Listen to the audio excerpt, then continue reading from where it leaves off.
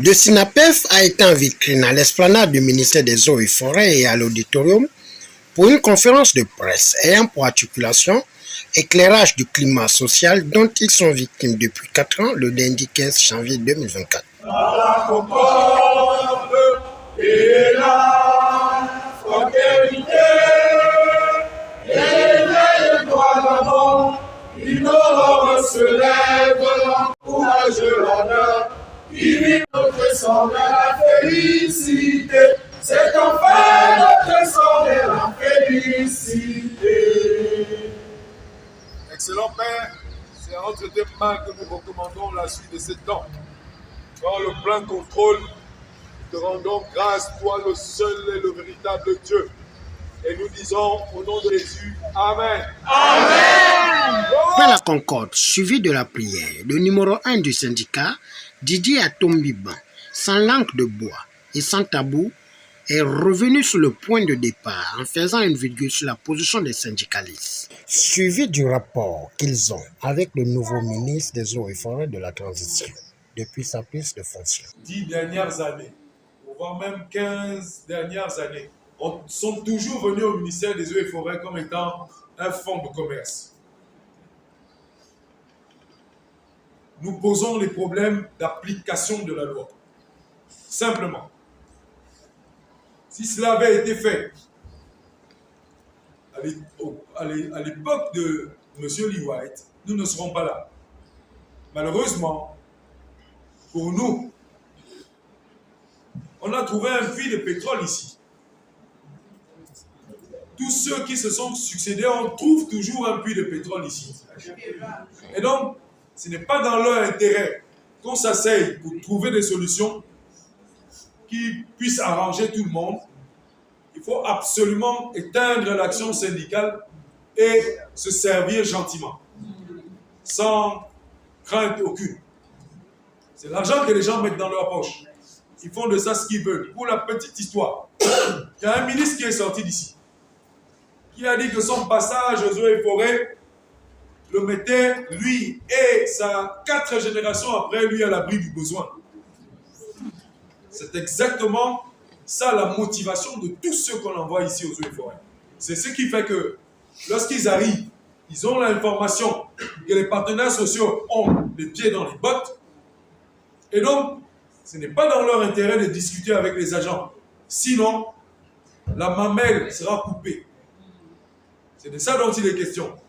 Tout à l'heure, je vous ai évoqué que les fonds générés, les recettes générées au ministère, c'est l'argent du personnel. Pourquoi je dis ça? Ce n'est pas quelque chose que nous inventons.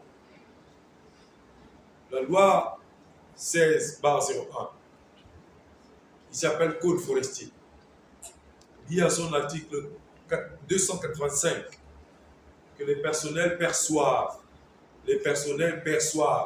je répète, les personnels perçoivent les ristournes de tout ce qu'on paye comme taxe. La loi sur l'environnement, l'article 162, dit exactement, mot pour mot, que les personnels perçoivent.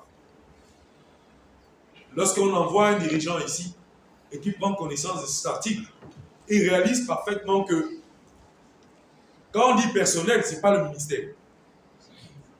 Et donc, sa marge de manœuvre est réduite. Alors, pour éviter que ça lui échappe, eh bien, il faut tenir aux lois le syndicat, celui qui revendique les intérêts des agents. C'est pour cette raison que le statut quo a demeuré 4 ans durant, jusqu'à aujourd'hui. La première rencontre est à prise de contact.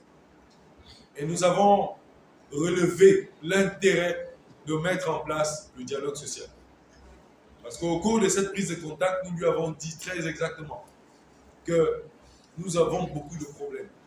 Et il est arrivé au ministère dans une atmosphère de tension. Nous sommes en situation de suspension de grève. La deuxième rencontre, il voulait nous prendre à témoin par rapport aux problèmes des camarades, des collègues de l'Agence nationale des parcs nationaux. Et il nous faisait savoir que la priorité n'était pas de payer notre prime, mais plutôt de régler les salaires de l'Agence nationale des parcs nationaux qui jouit parfaitement d'une autonomie de gestion.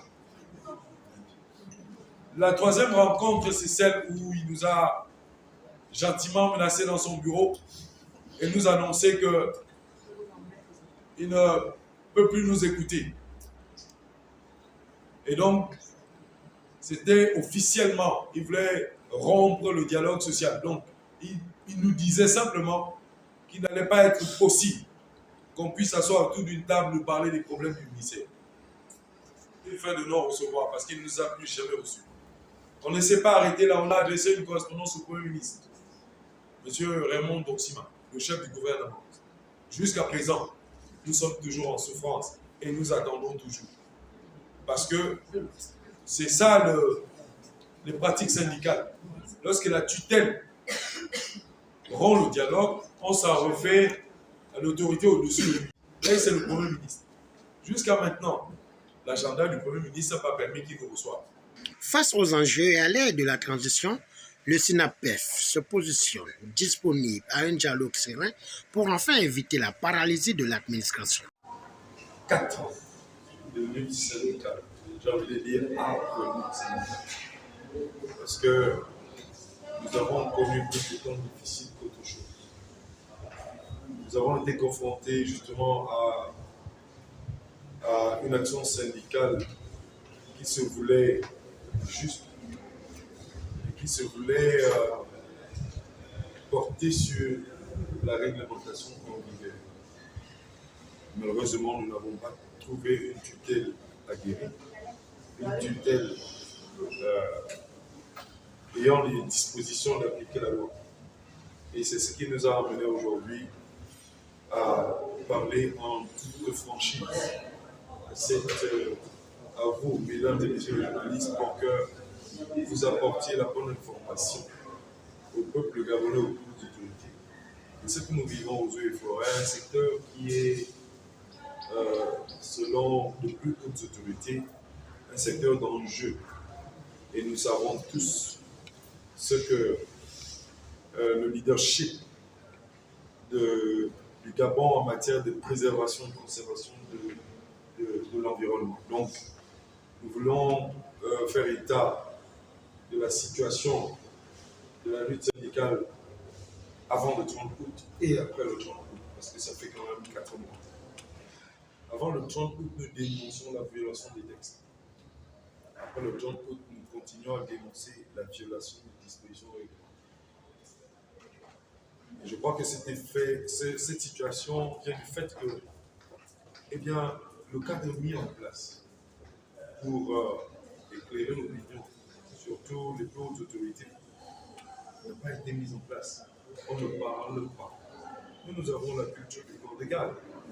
Et au corps de garde, on sait se parler. Et lorsque le dialogue est rompu dans toute liaison, dans toute relation, il s'agit d'un langage de sourds. Et c'est ce qui est en train de se faire depuis 4 ans que nous sommes en plein exercice syndical, donc à la fin de notre mandat. Il convient de noter que le SINAPEF, garant du respect de la régularisation des droits fondamentaux des travailleurs, fixe un regard au numéro 1 de la transition pour un soutien positif afin d'arrêter ce marasme au sein de l'administration et des partenaires sociaux.